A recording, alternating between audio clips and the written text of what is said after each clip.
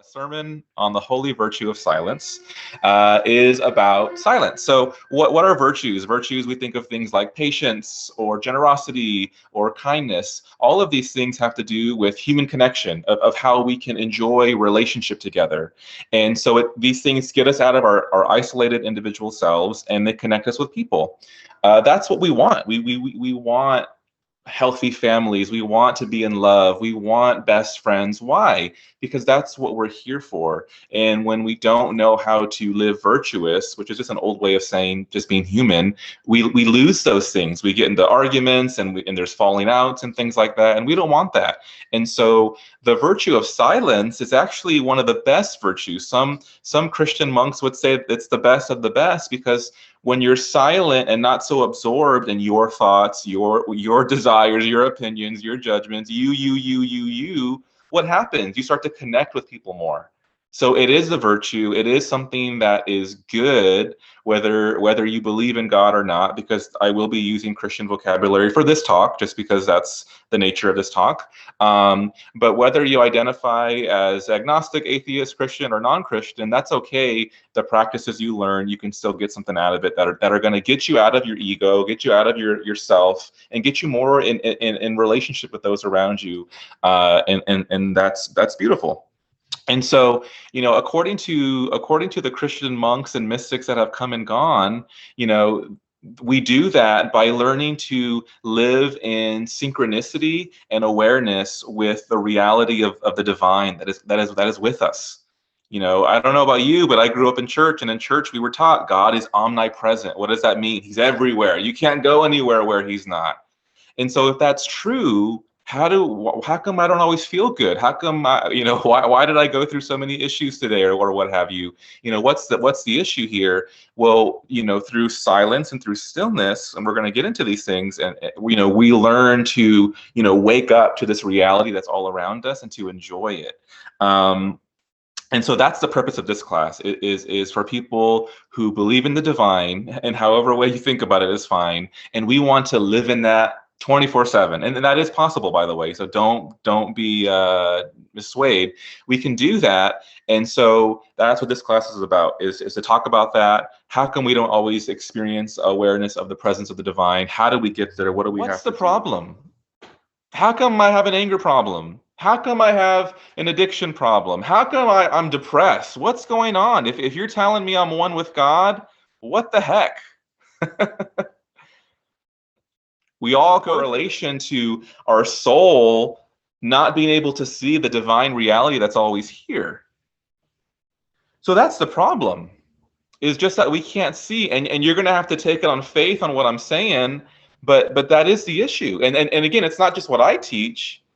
This is what Christian monks and meditators have been saying for the past 2,000 years, that we just can't see what's in front of us.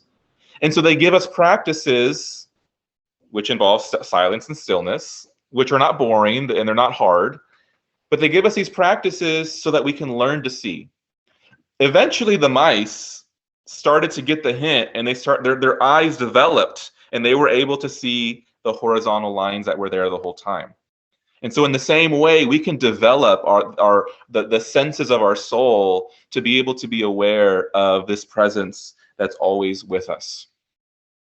So there's a few things I want to say about, why we don't get it, why we're not aware of this divine love and reality that's always around us. So hear me out. But simply put, we are distracted. Honestly, it's an ultimate epic distraction, but it's that easy. We're just distracted. One of my favorite reality shows is Hell's Kitchen. I love Gordon Ramsay. I love him just like cussing people out in anger. I think it's hilarious. I like to watch the uncensored version. And in that show, it's high stress. They're not only are they on a TV show, they're cooking for one of the world's best chefs.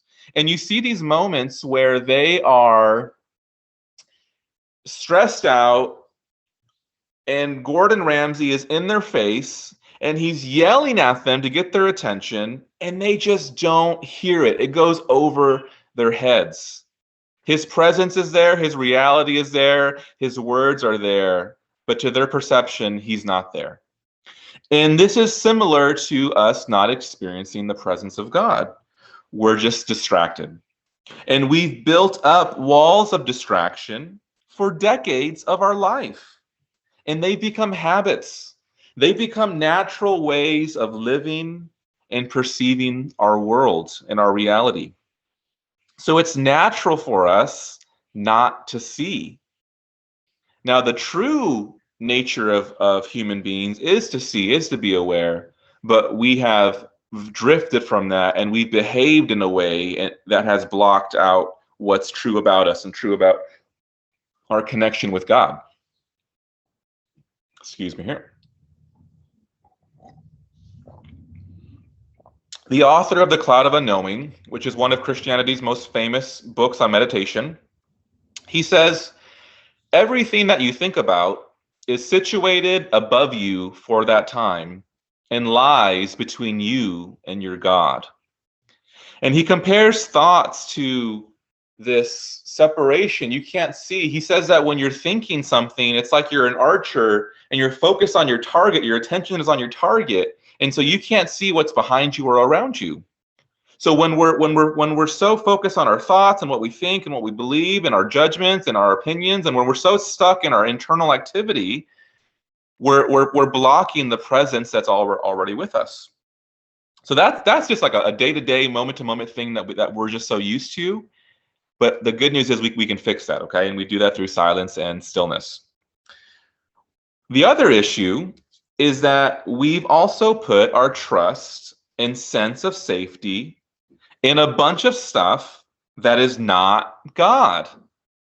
And we call those attachments. Maybe you are obsessed with being successful. Maybe you are obsessed with being rich. Maybe you are obsessed with being loved. Maybe you are obsessed with feeling pleasure, so you do drugs. Maybe there are these things that we attach ourselves to in our soul, and we find our safety and pleasure in them. And so again, these things distract us and obscure the presence of God that's already here. John of the Cross, he's a doctor of the church. There's only about 36 of those, I think. What does he have to say?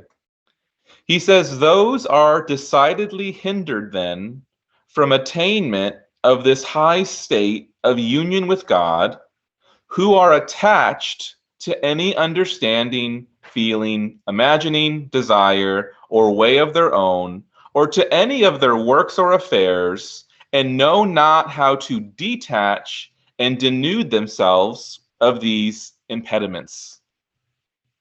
And again, when he says union with God, he's not denying that you're already one with God. He said that earlier in his works, but he's talking about living it, enjoying it, experiencing it.